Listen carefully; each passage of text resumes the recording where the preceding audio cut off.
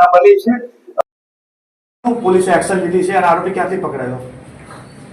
ગઈ 14મી નવેમ્બર 2024ના રોજ પારડીના મોતીવાડા વિસ્તારમાં નિશાળ ફળિયા વિસ્તારમાં એક દીકરી 19 વર્ષની દીકરીને હોસ્પિટલ લાવવામાં હતી સાંજના 6:30 વાગ્યાના અરસામાં, અને દીકરીનું શંકાસ્પદ હાલતમાં મૃત્યુ થયેલું જણાતા તાત્કાલિક પોલીસની તમામ ટીમો ત્યાં પહોંચી ગઈ હતી. દીકરીનું મૃત્યુ શંકાસ્પદ હાલતમાં થયું છે એની ધ્યાને રાખીને સુરત શહેરના નિષ્ણાત ફોરેન્સિક એક્સપર્ટ દ્વારા ફોરેન્સિક ડૉક્ટર દ્વારા પીએમ કરવામાં આવ્યું હતું. અને પ્રાથમિક તપાસમાં આ દીકરી છે, જે કોલેજની દીકરી છે 19 વર્ષની, એની સાથે દુષ્કર્મ થયા બાદ એનું ગળું દબાવવાની હત્યા કરવામાં આવી છે એવું ધ્યાને આવ્યું હતું.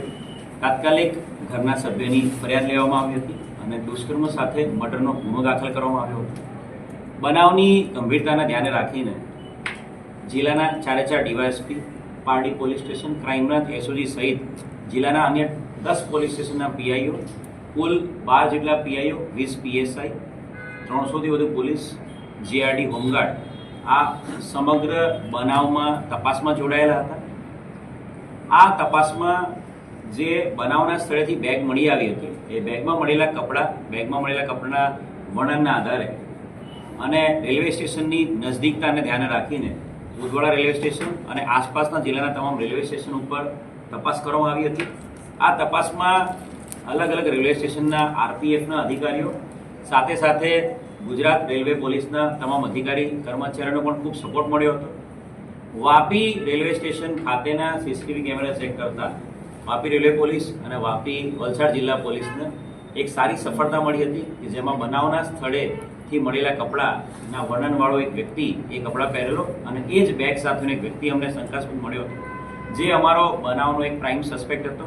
અને સીસીટીવી ફૂટેજમાં પણ અમને ક્લિયર કટ એક આઈડિયા મળ્યો હતો કે આ જ વ્યક્તિ વાપીથી ઉદવાડા રેલવે સ્ટેશન પર બનાવના સમયે જ્યારે દીકરી ટ્યુશનમાંથી ઘરે જઈ હતી ત્યારે રેલવે સ્ટેશન પર ઉતર્યો હતો. એ પ્રાઇમ સસ્પેક્ટ જે અમારો છે એનું બેક ટ્રેકિંગ અમે ચાલુ કર્યું હતું. પ્રાઇમ સસ્પેક્ટનું બેક ટ્રેકિંગ કરતાં અમે છેક મછલીપટ્ટનમ, આંધ્રપ્રદેશના મછલીપટ્ટનમ ડિસ્ટ્રિક્ટ સુધી પહોંચ્યા હતા. મછલીપટ્ટનમ ડિસ્ટ્રિક્ટથી એણે જર્ની સ્ટાર્ટ કરી હતી. મછલીપટ્ટનમથી શિરડી, શિરડીથી બાંદ્રા, બાંદ્રાથી દાદર, દાદરથી વાપી અને વાપીથી ઉદવાડા, એ 12, 13, 14 નવેમ્બરની જર્ની હતી. આ જર્નીની જે તપાસ હતી એની અંદર તમામ રેલવે સ્ટેશન ઉપર ડીવાયએસપી ભાર્ગવ પંડ્યા સાહેબની સુપરવિઝનમાં અલગ 10 જેટલા પીઆઈ પીએસઆઈની ટીમો બધા જ રેલવે સ્ટેશન પર સીસીટીવી ચેક કરવા માટે ગઈ હતી. અને એમાં મળેલા સીસીટીવી ફૂટેજ આધારે વલસાડની અલગ ટીમો, જે Nashik jail, Thane jail, Palghar jail, Navsari jail, Lajpor jail સહિત અલગ જેલોમાં આ વ્યક્તિના વર્ણનવાળો કોઈ વ્યક્તિ મેચ થાય છે તપાસ માટે ગઈ હતી. અને એમાં લાજપોર જેલમાં એક મોટી સફળતા વલસાડ પોલીસને મળી હતી. લાજપોર જેલ દ્વારા જે સોફ્ટવેર છે એના ડેટામાં જોધપુર સેન્ટ્રલ જેલમાં એક 18મી મે 2024ના રોજ છૂટેલો એક આરોપીના સાથે આ 80% આપણા આરોપી પ્રાઇમ સસ્પેક્ટનું વર્ણન મેચ થતું હતું. આપણો જે સસ્પેક્ટ હતો એ ડાબા પગેથી અપંગ છે, એ પગે એને લેફ્ટ લેગમાં ડિફોર્મિટી છે. જેલમાં તાત્કાલિક રાતોરાત એક ટ્રેનમાં પીએસઆઈની ટીમ મોકલીને જોધપુર સેન્ટ્રલ જેલના આઈજી સાહેબની મદદથી એનો તમામ ડેટા કરવામાં આવ્યો હતો, કાઢવામાં આવ્યો હતો. જેલના ઇન્મેટ પાસે પણ આ કન્ફર્મેશન કરવામાં આવ્યું હતું કે આ જે વર્ણનવાળો જે સોફ્ટવેરમાં વર્ણન મળે છે એ વ્યક્તિ પણ અપંગ છે. અને એની વ્યક્તિની આઈડેન્ટિટી રોહતક જિલ્લાના એસપી નરેન્દ્રજી સાથે પણ કન્ફર્મ કરવામાં આવી હતી. અને ખાનગી રાહે તપાસ કરાવતા એ આરોપી છે એના ઘર વિસ્તારમાં તપાસ કરાવતા એ ગુનાહિત ઇતિહાસ ધરાવતો વ્યક્તિ છે અને ડાબા પગે અપંગ છે, કન્ફર્મ થઈ ગયેલું હતું. અને એ આપણો પ્રાઇમ સસ્પેક્ટ છે. એને શોધવા માટે વધુ અમને મહેનત કરવા માટે પ્રેરણા મળી હતી, કેમ કે કન્ફર્મ થઈ ગયું હતું કે આજે આરોપી છે. અને એ અનુસંધાને અલગ ટીમો જિલ્લાના તમામ રેલવે સ્ટેશનો સાથે પૂના સુધીના તમામ રેલવે સ્ટેશનો ઉપર, સુરતથી પૂના સુધી તમામ રેલવે સ્ટેશન પર ખાનગી રાહે જીઆરપીની સાથે વલસાડ પોલીસના માણસો ગોઠવવામાં આવ્યા હતા તમામ રેલવે સ્ટેશન ઉપર. અને એ જ રીતે તમામ રેલવે સ્ટેશનો ઉપર આરપીએફની ટીમોને પણ એલર્ટ કરવામાં આવી હતી. અને એ જે એલર્ટ કરેલા ફોર્સના કારણે ગઈકાલે સાંજે બાંદ્રાથી વાપી આવતી કોઈ ટ્રેનમાં એક વ્યક્તિ આ પ્રકારના વર્ણનવાળો ચડ્યો છે એની ચોક્કસ બાતમી આધારે એ વાપી રેલવે સ્ટેશન પર જ્યારે ઉતર્યો ત્યારે વાપી રેલવે પોલીસના કર્મચારીઓ દ્વારા એને તાત્કાલિક પકડી પાડવામાં આવ્યો હતો. અને એ આરોપીને પકડીને આરપીએફ અને જીઆરપી જેણે એને પકડ્યો છે એ લોકોએ વલસાડ જિલ્લા પોલીસને સોંપ્યો છે. આરોપીની પૂછપરછ કરતા આરોપી આ ગુનાને અંજામ આપ્યાનું કબૂલાત આપે છે. આરોપીનું નામ રાહુલ કરમબીર જાટ છે. એ પોતે 29 વર્ષનો છે.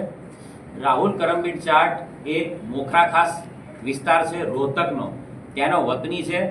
એના પરિવારમાં એના પિતાજી જેનું મૃત્યુ થયું છે, એની માતા ત્યાં સિનિયર સિટીઝન છે અને એનો એક ભાઈ છે.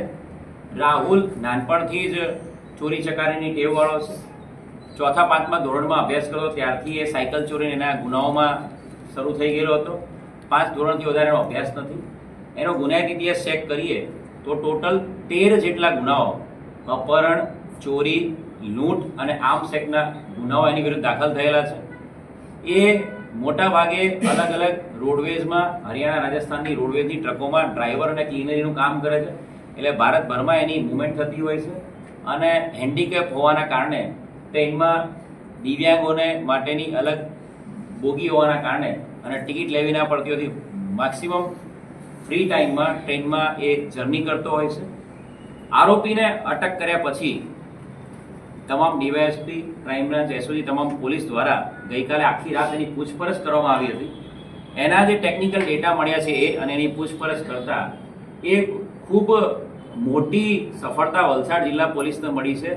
પારડી પોલીસના જે રેપ વિથ મર્ડરના ગુના સિવાય અન્ય 4 જગ્યાએ છેલ્લા 25 દિવસમાં એણે મર્ડર કરેલાની કબૂલાત આપે છે. જે તપાસ કરતા તમામે તમામ જગ્યાએથી એના કન્ફર્મેશન મળ્યા છે. કર્ણાટકા રાજ્યનું મેંગલુરુ છે, ત્યાં એક વ્યક્તિની એણે 25મી ઓક્ટોબરે હત્યા કરેલી છે. એ ગળું દબાવીને ટ્રેનની અંદર જ હત્યા કરે, જેમાં મર્ડરનો ગુનો ત્યાં દાખલ થયેલો છે, જે અનડિટેક્ટ છે.